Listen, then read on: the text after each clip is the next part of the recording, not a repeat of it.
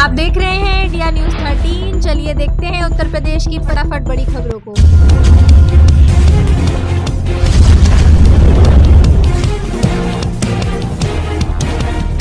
किसान भाई 31 अक्टूबर तक BPACS की सदस्यता लें। खाद बीज के लिए फिर लाइन में नहीं लगना पड़ेगा। अंबेडकर नगर में किसानों को खाद के लिए लाइन में लगने से बचाने के लिए BPACS की सदस्यता अनिवार्य हो गई है। 31 अक्टूबर तक सदस्यता अभियान चलाया जा रहा है। सदस्य बनने पर किसानों को खाद बीज के साथ कई अन्य सुविधाएं मिलेंगी, जैसे बिल भुगतान और स्वास्थ्य सेवाएं। किसानों को 3% ब्याज दर पर ऋण भी मिलेगा।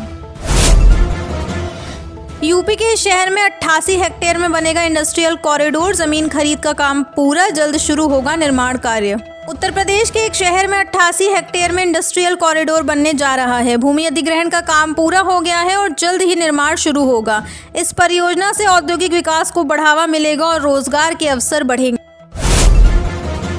हाउस टैक्स के साथ उत्तर प्रदेश में वाटर टैक्स और सीवर कर की वसूली होगी अनिवार्य। जमा न करने पर होगी कड़ी कार्रवाई। सीवर कर और जलकर की चोरी करने वालों पर अब सख्ती की जाएगी। सरकार शहरों में जलापूर्ति और सीवर का कनेक्शन लेने वालों से गृहकर के साथ जलकर व सीवर कर की वसूली अनिवार्य होगी। निकायवार इसकी जांच कराई जाएगी कि अब तक कितने घरों और प्रतिष्ठानों में इसका कनेक्शन होने के बाद भी टैक्स नहीं दिया जा रहा है। निकायों द्वारा ऐसे लोगों को नोटिस देकर वसूली शुरू की जाएगी।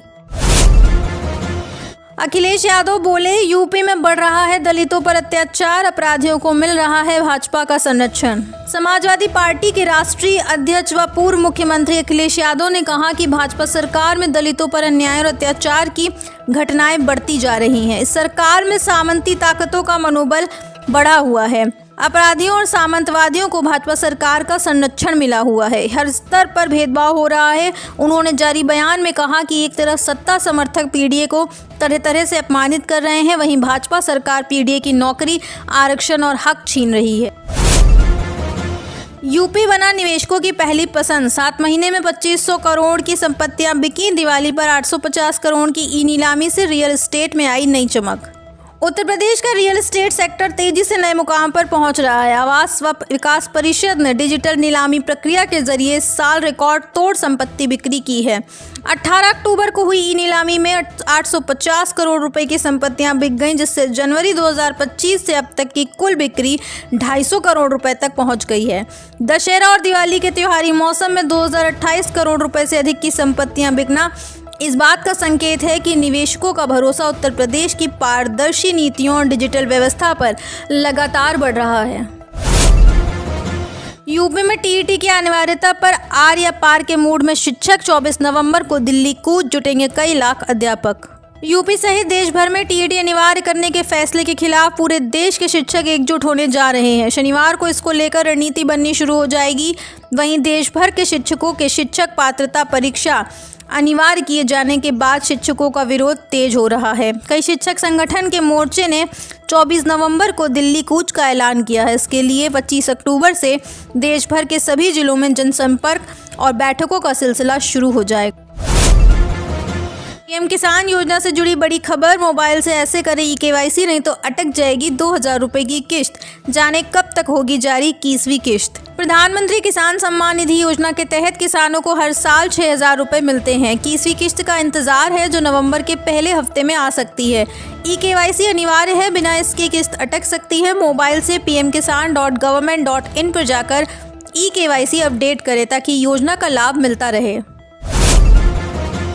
27 अक्टूबर को अलीगढ़ में सजेगी पलक मुच्छल के सुरों की महफिल। साथ में आ रहे पलाश।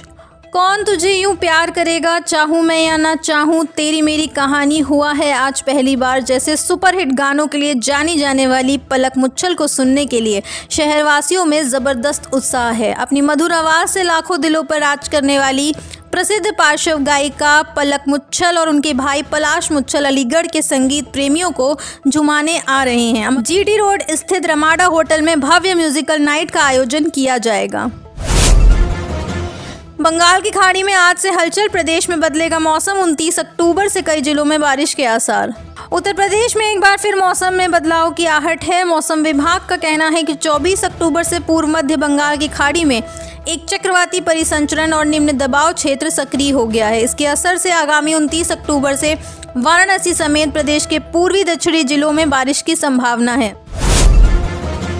डी फार्मा के प्रवेश के लिए आज से सीट आवंटन शुरू, इस तारीख तक करा सकते हैं डॉक्यूमेंट सत्यापन। डिप्लोमा इन फार्मेसी में प्रवेश के चौथे चरण में 24 अक्टूबर से सीट आवंटन शुरू होगा। 25 से 29 अक्टूबर तक शुल्क जमा और प्रमाण पत्रों का सत्यापन होगा। सीट स्वीकार करने के लिए 3,250 रुपये जमा करने होंगे। शुल्क जमा करने के बाद सत्यापन न कराने पर आवंटन रद्द हो जाएगा। अधिक शुल्क मांगने पर प्रवेश एवं फीस नियमन समिति में शिकायत दर्ज करा सकते हैं। आप देख रहे हैं देश का number 1 Hindi news channel India news 13, मतलब भारत की आवाज।